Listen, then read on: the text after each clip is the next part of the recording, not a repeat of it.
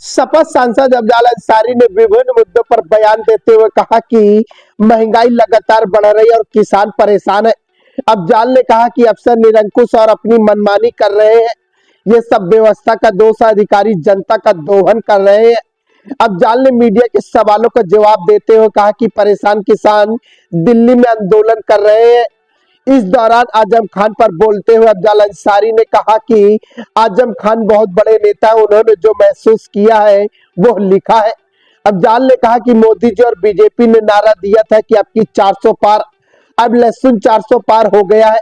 अफजाल अंसारी ने कहा कि आम लिखा पढ़ा व्यक्ति त्राहिमाम बोल दिया है, जबकि अनपढ़ गवार सीधे सपाटा आदमी को मूर्ख बनाता जा रहा है कि धर्म खतरे पर। अफजाल अंसारी ने कहा कि देश में भारत खोदो अभियान चल रहा है, देश को ठोकने का काम किया जा रहा है।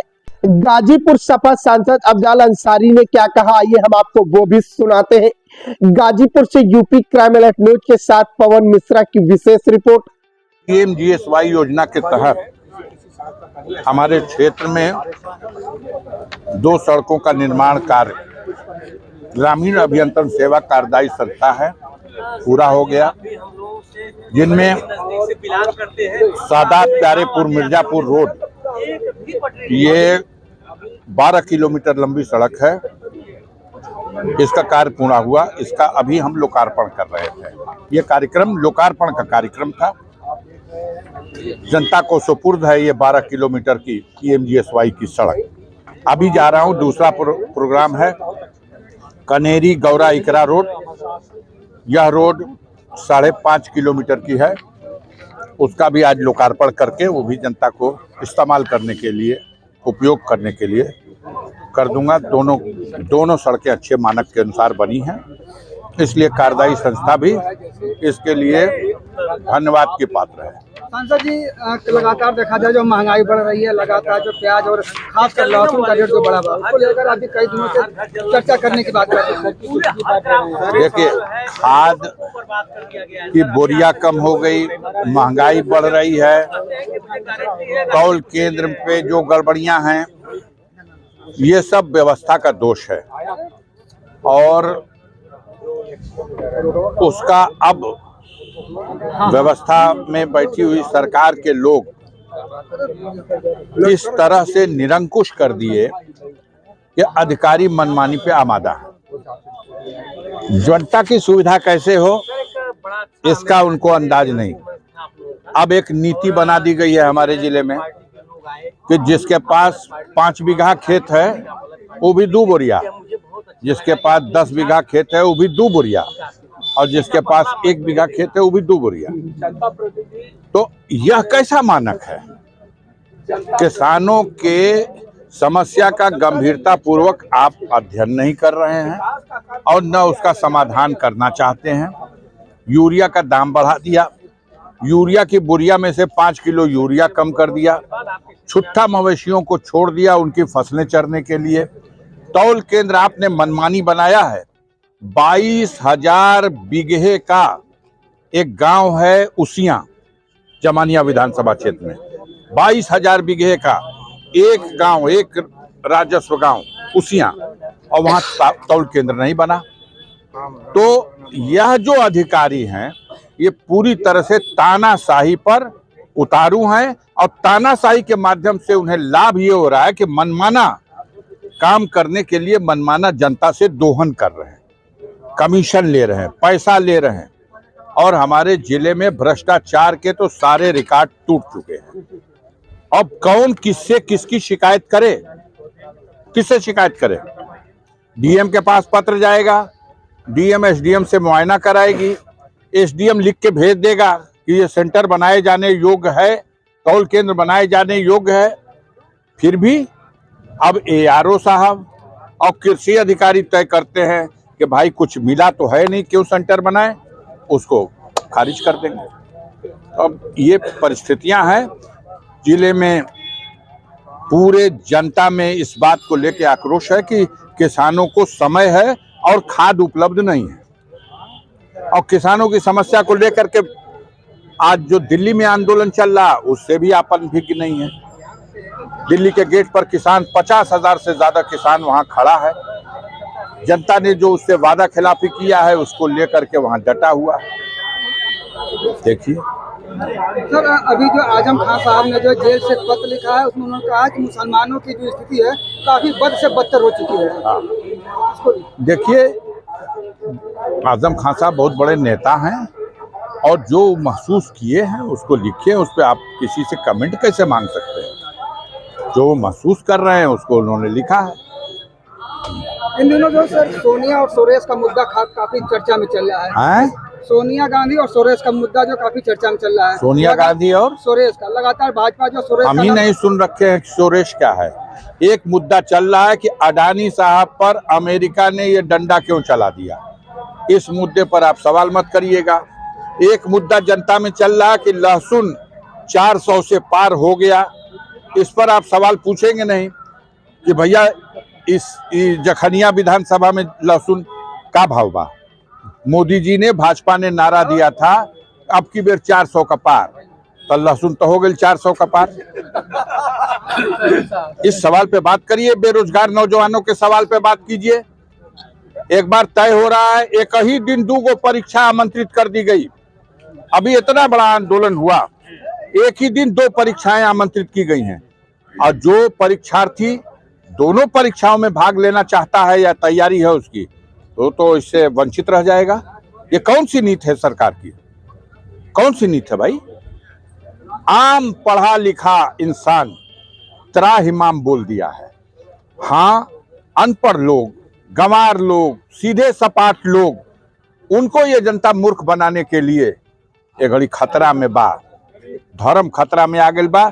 ए घड़ी कुल बात कैला का काम नहीं है कि महंगाई कितना बढ़ गई, नौकरी मिली कि ना मिली। पहले आवाजा चल जा है, खोदो अभियान चलल बा, भारत खोदो अभियान फरुआ लेकर के।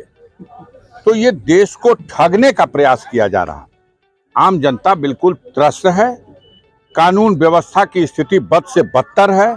आए दिन बलात्कार की घटनाएं, अभी गाजीपुर में हुआ है, नुनारा थाना क्षेत्र के अंतर्गत हुआ है, नाबालिग लड़की के साथ बलात्कार हुआ है। कोनो फर्क नहीं पड़ता है, जार पोछ के चिकना। गाजीपुर में अर्बन कोऑपरेटिव बैंक दिवालिया हो गया, खबर है हजारों सैकड़ों करोड़ रुपया खाली मोहम्मदाबाद क्षेत्र का शाखा से सैकड़ों करोड़ हो गया। खबर